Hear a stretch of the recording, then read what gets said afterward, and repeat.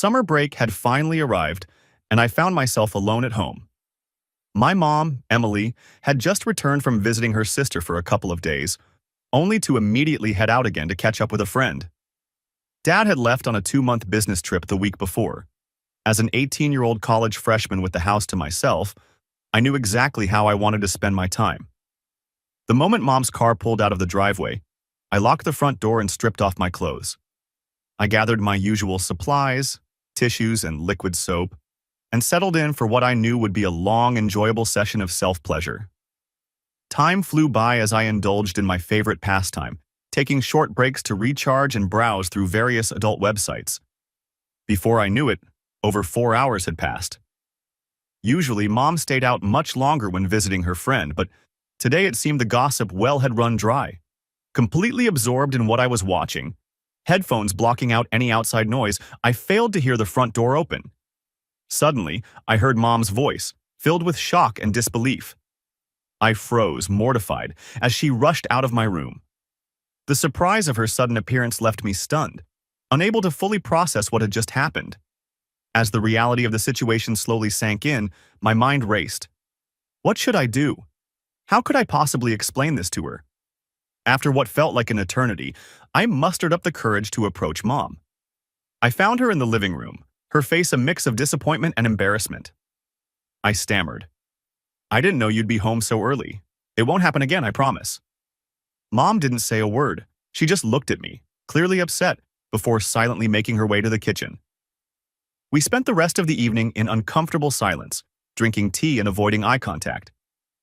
The tension in the air was palpable, and I couldn't wait for the day to be over. Despite the awkwardness of the situation, I found myself unable to resist the urge to finish what I had started earlier. After dinner, I retreated to my room, leaving the door slightly ajar so I could hear when Mom finished washing the dishes. I thought I was being clever, but Mom had her own plan. She turned the kitchen faucet on full blast, masking the sound of her footsteps as she crept up to my room. I was completely oblivious until I heard her voice behind me. I nearly jumped out of my skin, frantically trying to close the browser tabs on my screen. Mom walked into the room, her eyes drawn to the adult content still visible on the monitor. She said, her voice trembling slightly. I began, but she cut me off. Embarrassed, but feeling I should be honest, I replied, "Well, every day, Mom, sometimes several times." She pressed. She nodded, processing this information. "Do you have a girlfriend?" I admitted. She sighed. "I just want you to know that I understand. You're young, and your body has needs. Don't be shy with me about this. If you enjoy it, I don't want to stop you. But I can't go out 3 or 4 times every day so you can have privacy. Just do what you need to do and ignore me."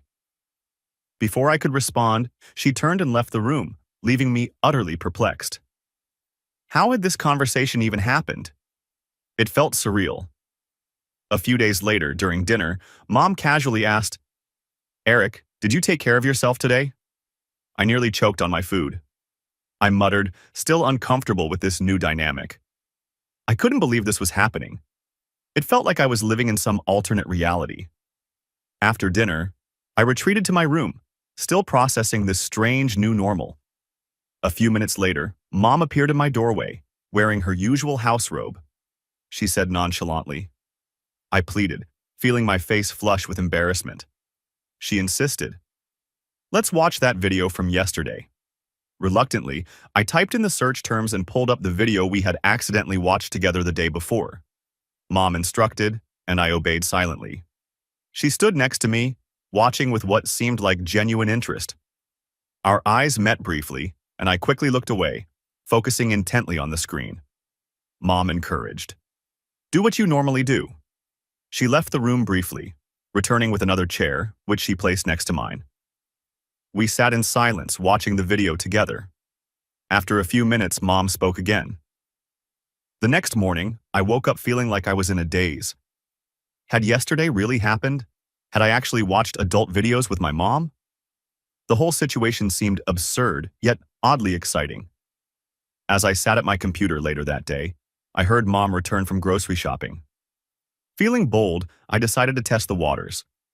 I pulled up the same video from yesterday and slowly increased the volume, loud enough that it could be heard in the kitchen. The rustling of grocery bags stopped, and a moment later I heard Mom's footsteps approaching my room. My heart raced as she appeared in the doorway, a small smile on her face. With that, she left my room, leaving the door open.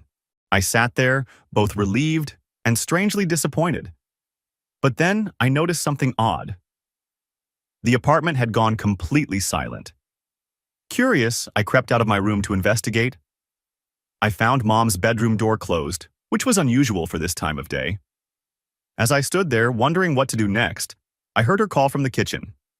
I called back, my eyes still glued to the screen. Mom insisted, eventually coming to drag me away from the computer. Lunch was a quiet affair, with minimal conversation.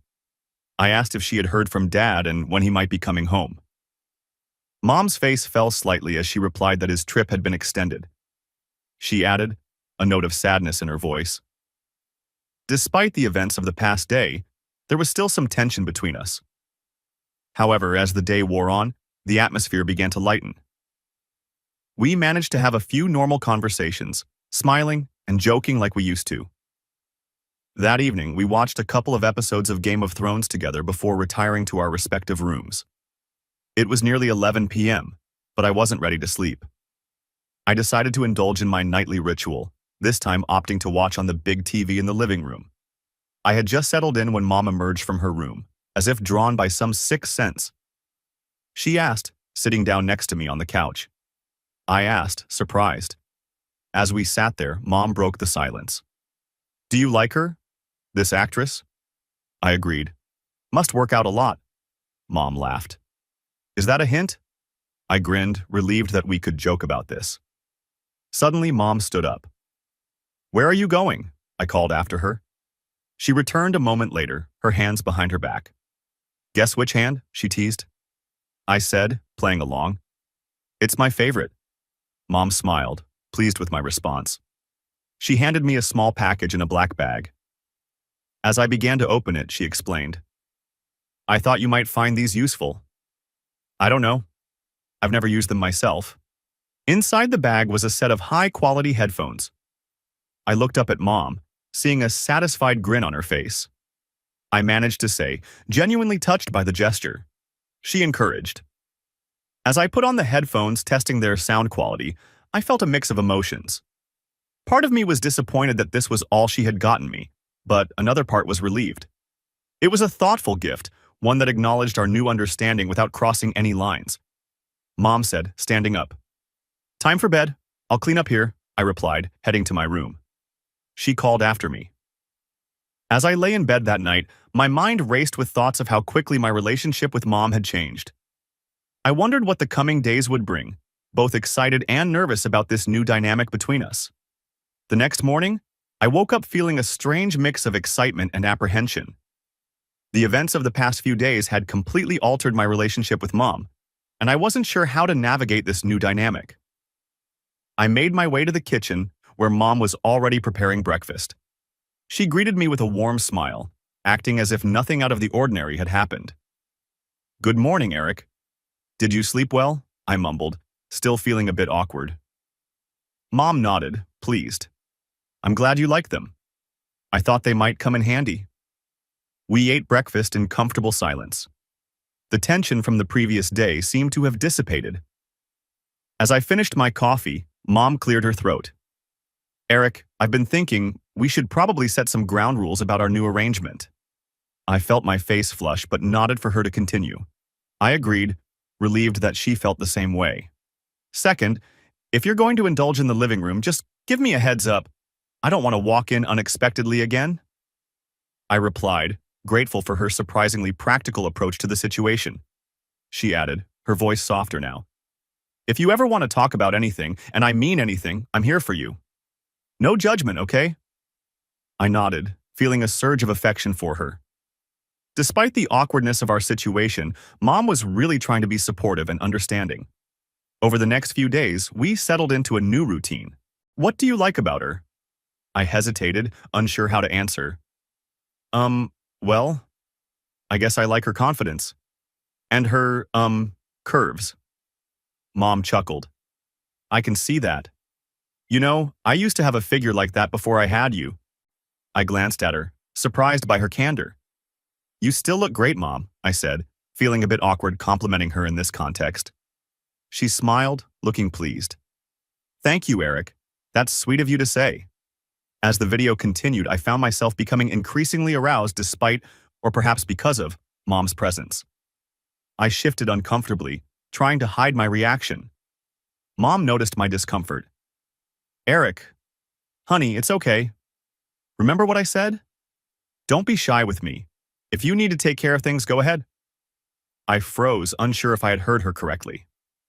"What? Here? Now?"